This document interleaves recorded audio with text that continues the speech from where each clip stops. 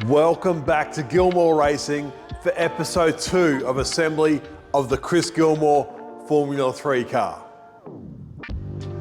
On the last episode, we had the fuel pumps out of this car, we fitted the engine, we fitted the transaxle, so we've got all the big components on, but now, hopefully on this episode, we'll get everything else together to get this car running so we can test it ahead of the Errol Gilmour Memorial Cup. At the end of the last episode, we were talking about getting the rear floor section on this car, which is the rear diffuser, so we can then fit off the exhaust on this side, the oil cooler on the other side, and get all those systems in place to get this engine complete so we can get it running. Before we can put the floor on, we need to put this on. This thing's the bash guard under the engine sump. It's beautifully made. It's also a really cool way to put weight in the car should we have a light drive and we need to put ballast. It doesn't get much lower than this, and you can probably put about 10 kilos in the bottom of this engine should you need to build that driver's weight up.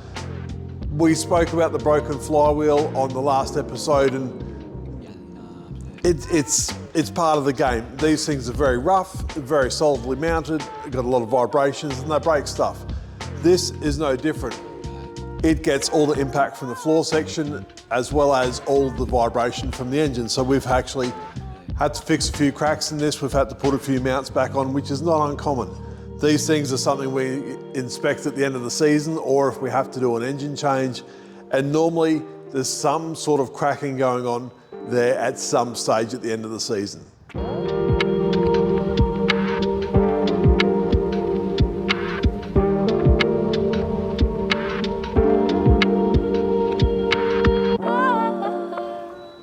Now that we've got that fitted up under the engine, we can now fit the rear diffuser. The rear diffuser's everything from the tub back. It's got the rear diffuser section in it. It's got the wooden wear strip in the middle, which you can see has slapped the track a few times. This is a little bit different shape and a little bit different size than the one on the other car, on the yellow car. This is a little bit smaller. These cars typically have less aero drag than the newer cars, so therefore they're faster in a straight line, a little bit slower through the corner. It all works out pretty similar, but on a general Australian track, these things just aren't as fast. They don't have the mid-corner speed to keep up with the newer cars. This is right to go on. We should just be able to lift the back of the car up so we've got a bit of room to work, slide this thing under and get some bolts started. It should be as simple as that.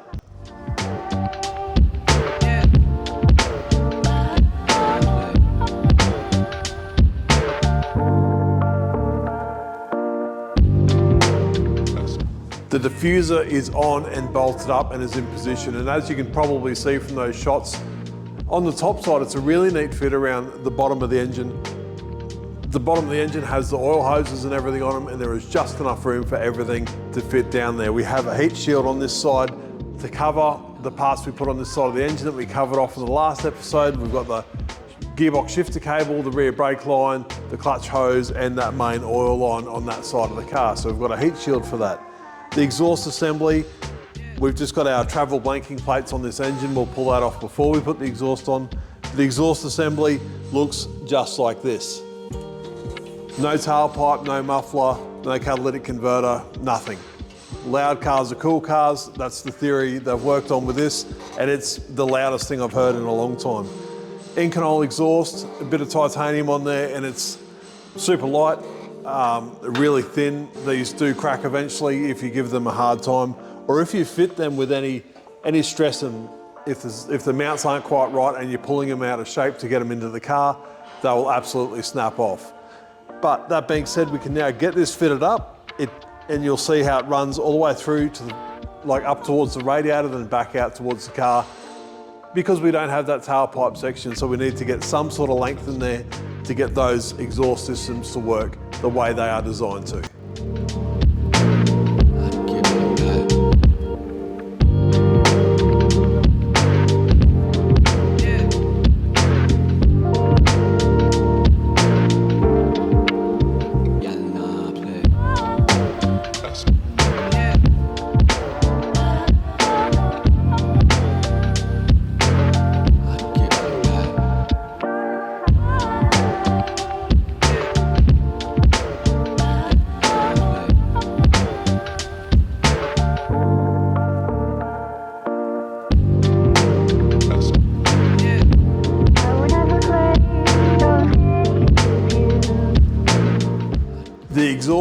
a 4 in a 2 into 1 system with stepped primaries. Not uncommon for a lot of things really, whether it be these cars or drag cars. A lot of engines use that kind of setup. It's very efficient and it broadens the power range in the middle of the RPM. This is now sitting in place. I've just got to put the saddles on to hold that last pipe into place. It all fits together pretty nice. We've got another heat shield to go over the top of that. Now with the muffler, should we need to run a muffler, we do have a couple. This is the one that actually come with the other car. Not that we've got anything against mufflers, but there's a fair bit of weight in that and weight savings are critical. So if we can save some weight, we'll do it. This is straight through anyway. It doesn't reduce the noise that much, but should we need it, we've always got it with us. But I'll get these saddles on, then the exhaust is fitted up. We can put that last heat shield on and then we'll go back to the other side of the car.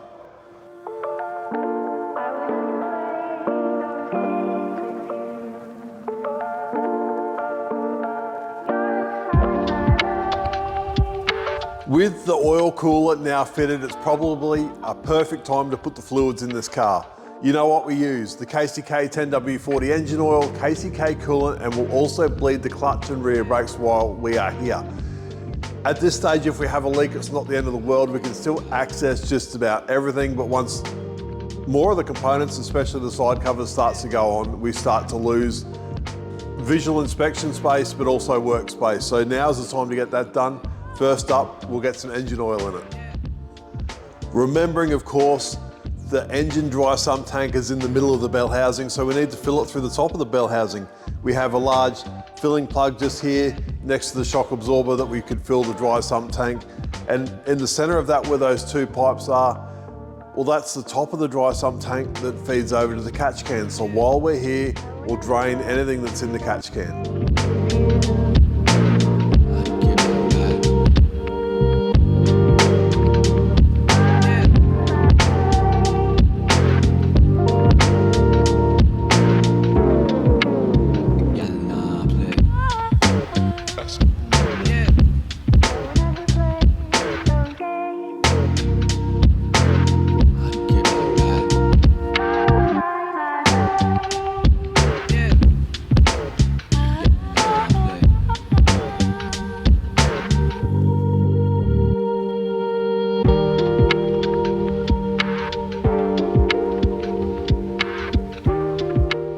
With that spike fitting on our vacuum pump, it makes it really simple to empty out those catch cans. Just simply take the top banjo bolt out, drop that spike down to the bottom of the catch can and suck out whatever's in there. There was very little in there, as we would expect. It's only done probably one full race meeting since we drained it last, and we wouldn't expect it to breathe into the catch can at all. Now that's done, it's got engine oil in it. We can let that slowly seep down and feed into the pumps and do its thing. While that's happening, we'll do the brake fluid, we'll do the rear brakes and the clutch master cylinder to make sure that both those pedals come up nice before we go and put coolant in this thing. To access the master cylinders, we just pull this nose box off. Quick and simple, 4 Allen key bolts, removes the complete nose box assembly, exposing everything on the front of the car. All the master cylinders of reservoirs, front sway bar, steering rack, everything is in that front. This assembly is easy to change because in a longer race, if you have an accident, you will absolutely change this nose box and get the car back out on track. That being said, we'll get this box off, top the fluid levels up, and we'll start bleeding the clutch and rear brakes.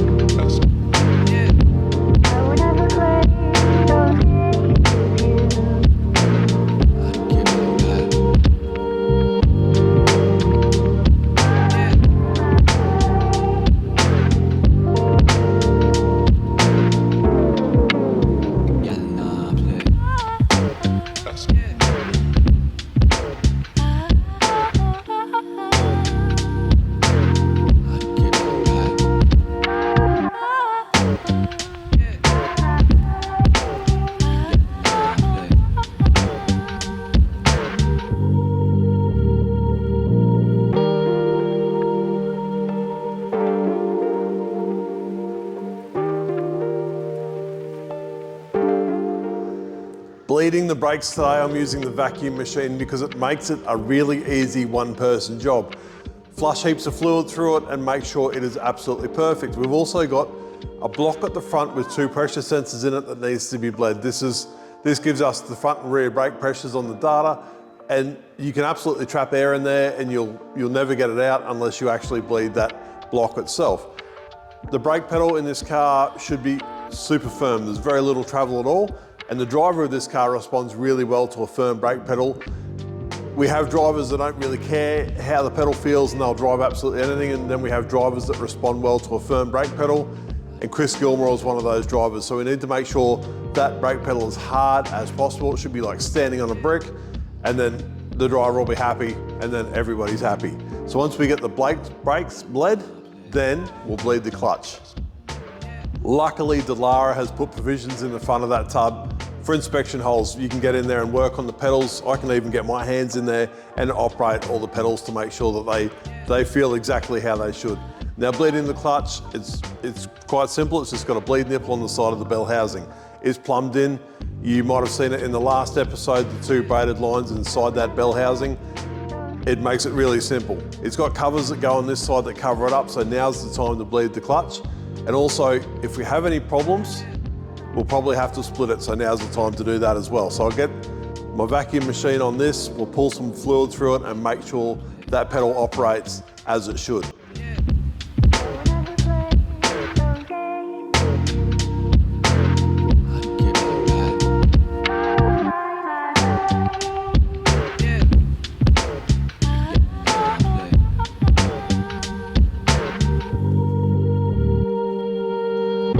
The clutch and brake pedal feel fine, as you would expect them to. We haven't actually changed anything in those systems, except for pull the car apart and break those hoses apart and lose the fluid out of them. So they've bled up well, the pedals feel really good.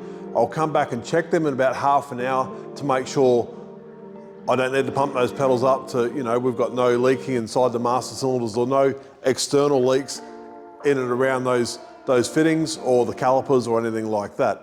While we're doing that, we'll get some coolant in this thing and then bleed the radiators. To fill the cooling system, it is, well, effectively the radiator cap is in the top engine mounting plate. It's the highest part, and then that feeds directly down to the water pump, and then off it goes through the transfer pipes and the radiators. Each radiator has a bleeding screw in the front top corner of it, and it is absolutely imperative that we bleed these radiators. If we don't, if it's got a bit of air in it, it won't overheat, it'll just blow a head gasket. It's as simple as that. And then I've got a really tough call to the customer, and there'll be sad faces absolutely everywhere.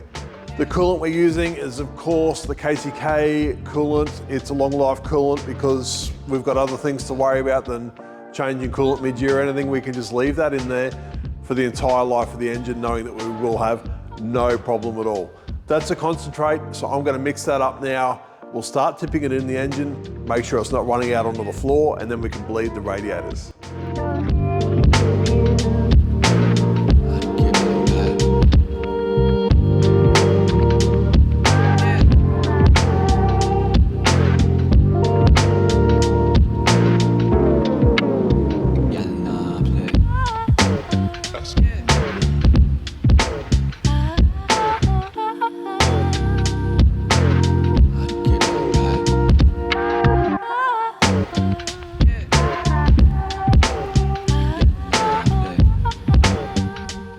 Bleeding the cooling system isn't the most difficult job in the world, but still something that needs to be done thoroughly. When you fill the engine, it will fill this right-hand radiator first, and then it will flow to the left-hand radiator, so that's the order we bleed it in. We pick the front of the car up just to get any air bubbles out of the radiator that we may have. The engine self-bleeds, it's got its own little steam pipe, but the radiators have bleed screws on the front that you need to let the coolant out, and we let that out until it comes through clean with no air bubbles, and then we move on to the other side. That's now done. It's made an absolute mess, but that's how it goes. We can probably now get into the inside of the car. We've got to fit some electronics, we've got to fit the fire suppression system and a few other bits and pieces, and then pile the driver's seat into the car. So we've still got some stuff to do in there. We'll clean this up, and then we'll get onto that. First thing we are going to fit inside the car is the fire suppression system. We need to get these recertified and checked every couple of years, which we have just had done for this car. Because we've had it apart, it's the perfect time to do it. We've done all the cars in the workshop at the same time. This system is plumbed into the car with nozzles on the engine and on the driver, and at the press of the button, this system will discharge very efficiently and put out any fire you should have. They're a really great system. This fits in beside the bottom of the fuel tank, so it's in behind the driver's seat at the very bottom of the tub. All the wiring's already in place. I'm hoping we can just slide this into position, get those front bolts in, and then that is another job off the list.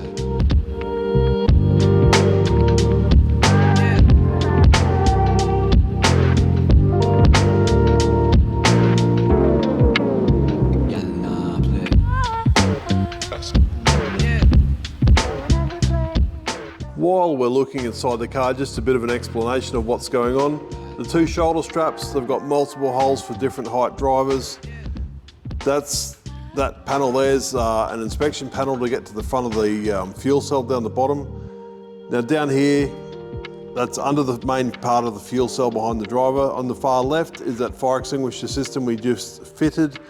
Next to that little red box is the control module for that fire extinguisher system. To the right of that is the car's battery with taped up terminals as we must, and that small box in front of the battery is a G-force meter or an accelerometer that we use for data and various other things. You can see the cabling where it runs around inside the car to give room to the driver's seat when that goes in. With that fitted, we can now reinstall this. This is the seat cradle. The foam insert for each specific driver fits into this. Seat belts come through this. It's also got provisions for a spinal board. Should the driver have a massive accident and have suspected spinal injuries, the medics can strap the driver to this cradle and extract him out of the car without causing further damage to his back, without the need for him to be bent or twisted. He can be strapped securely in position in this and then lifted directly out of the car with the proper tooling. This now goes straight into the car. The seat belts pull through, and then the foam insert for the driver can be placed into this.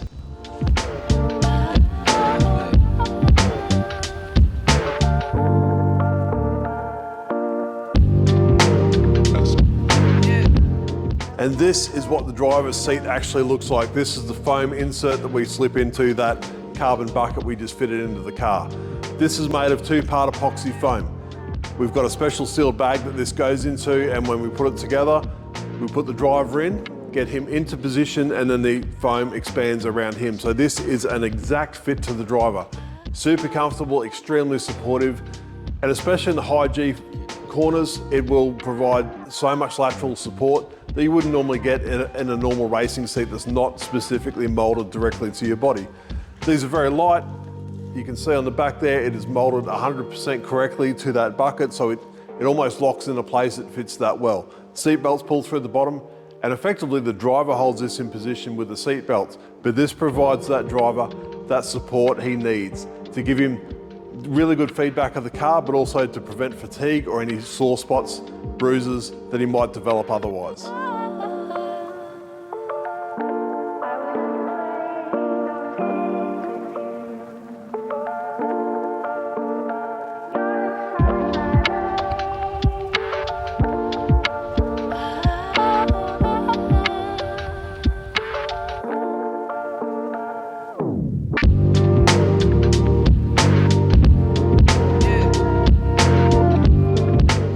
When we are done in here, there's a head restraint that will go in the car to provide some padding for his head.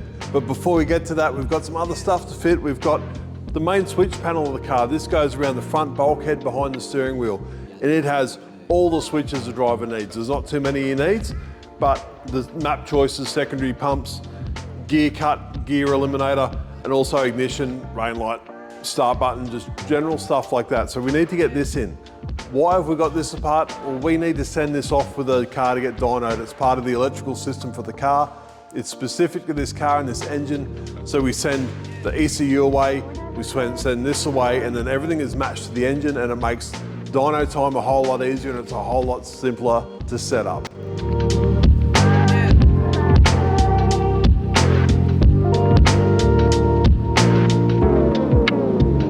You can see with that switch panel fitted that it's been designed to be accessible around the steering wheel while the driver is seated in the car. There is very limited number of switches that the driver actually needs to access, but he still needs to be able to see and reach every one of those switches. You can also see in that shot there is 2 wiring connectors dangling there that need to be connected. They go to the steering wheel. The steering wheel is not only the dash, but it's also the radio switch and the flat shift switch for the ECU. So these control systems also need to be plugged in before anything will work. So next up, we'll get this steering wheel back in the car.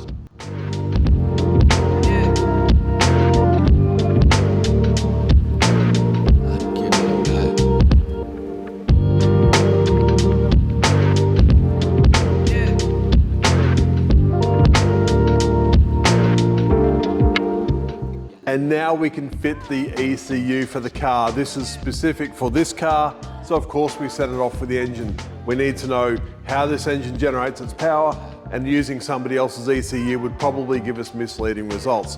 So these are sealed with an FIA tag, and for those of you who've been paying attention will probably notice that not only all the wiring harnesses has yellow tags on it, which is not only for plug identification on where they go to and what it serves, but it's also FIA sealed. Back in the day, you were not allowed to tamper with the car's harness. It was an FIA sealed harness that you could not modify. You could add systems such as driver radio or fire suppression system, but you couldn't get in there and chop up the FIA harness because you might be cheating. You might find a wire to cut that gives you more performance, so you could not do it. The location for the ECU is in the side pod on the front ducting for the radiator. It's probably the coolest place in the car, and it's probably got the least amount of vibration, and that's why they've put it in this side of the car. So all we need to do now is plug it in, tie it onto the radiator box, and that's another job off the list.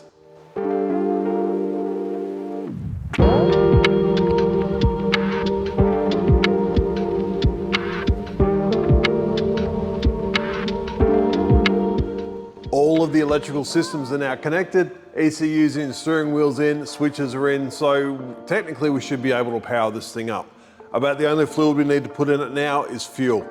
We're going to put our known amount of fuel in because even when we get this thing running, we still need to do a chassis setup, we still need to do a race prep before it hits the track. So as much as we're going pretty good so far, we are still nowhere near done.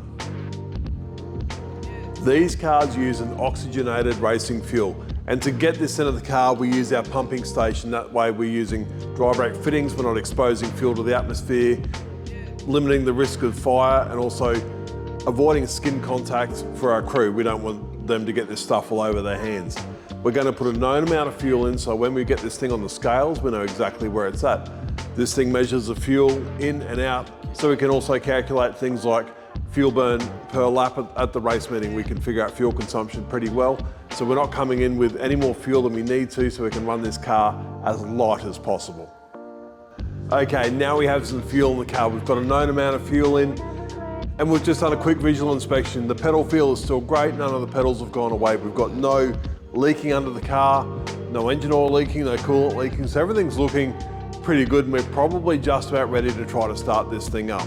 We've just got the battery charger on it, charging the battery. When I pulled the gearbox apart and put it back together, I pulled a gear so I could wiggle the wheels and get the input shaft to line up correctly. So I need to find neutral.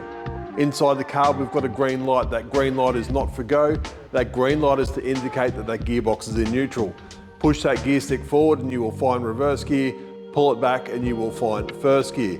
Should you lose where you're at and pull reverse gear out on the track, reverse gear will promptly explode for a couple of reasons. It's really lightweight, it's not really designed to be used, but it also protects the rest of the gearbox. If that gearbox had a really robust reverse gear, you would cause untold damage in the back of that gearbox. Whereas if you have a weak link like reverse gear where it can just explode and not break anything else, well, that's definitely best case scenario. We are just about at that stage where we are ready for a start, but what I'm hoping to do first is just to cycle the starter motor, get a little bit of oil pressure up to the engine, but also make sure everything spins freely as it should and we don't have any issues that we don't know about. I'll pull the bung out of the front of the airbox. They absolutely don't like it when you leave that in, and they will not start as much as you try. But I'm hoping now I can just hit this starter button and we'll make sure it spins free.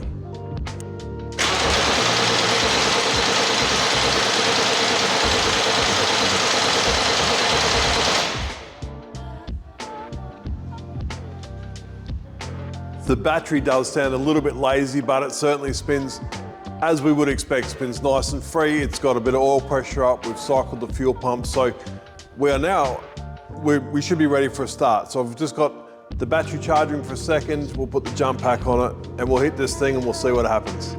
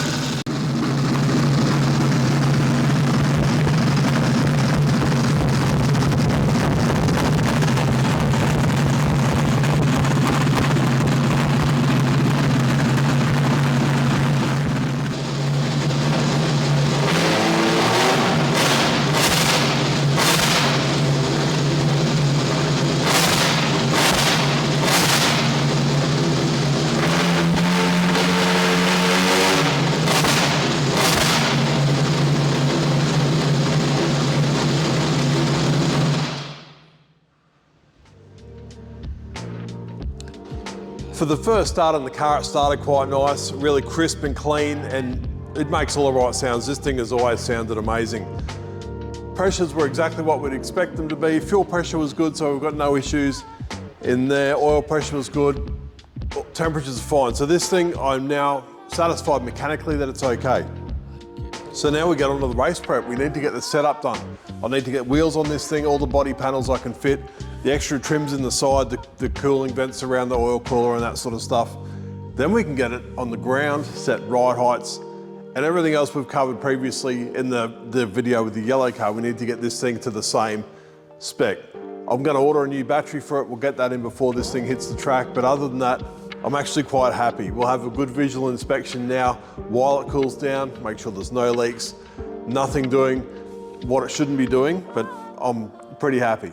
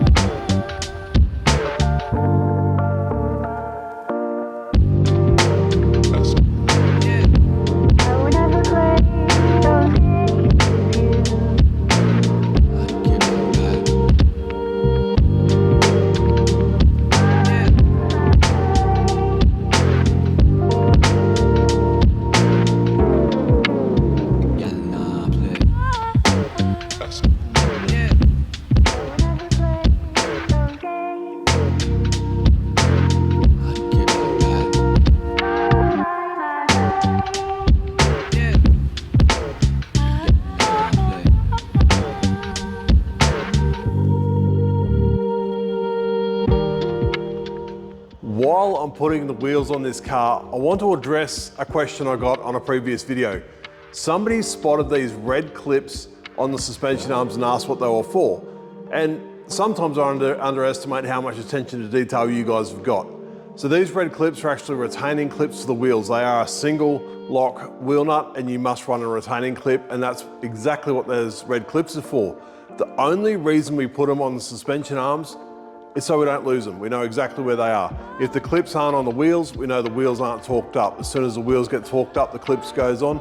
And it's sort of a bit of a process that me and the guys have got going on, so we know in a rush if somebody's pulled those wheels up or not, or if they're loose.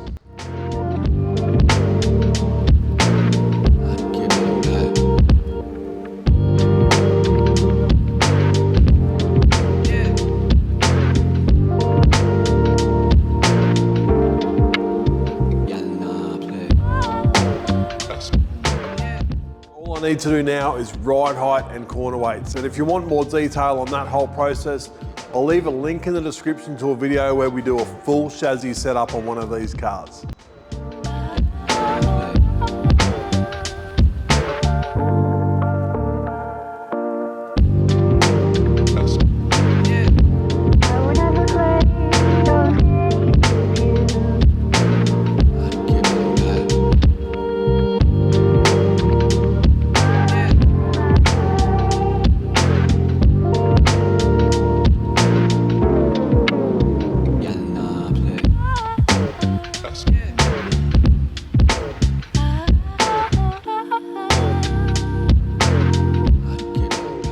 It's great to finally have this car back in one piece and ready to hit the racetrack. After all the work we've done, it was less than one flat, 1/8 of a turn on that front push rod to get the corner weights exactly back to where they need to be. We've also reconfirmed the total weight for this car, so we know what it will weigh with the driver if we have any issues with minimum weight. Other than that, this thing is absolutely ready to go. On a serious note, we have to give a mention to All Properties Group and Chris Gilmour. He puts money into not only this race team, but the sport itself. He sponsors the Pole Position Award with basically no return. He gets barely a mention on social media, but he's giving money directly to the kids. He is contributing to our sport directly. With the sponsorship we get from him for the other race car and all the sponsors that we get for that matter, we use that money to subsidise the drivers we have. We're not trying to make $1 million out of this sport. We would rather be able to give young talented drivers a drive in a car they wouldn't normally get to sit in.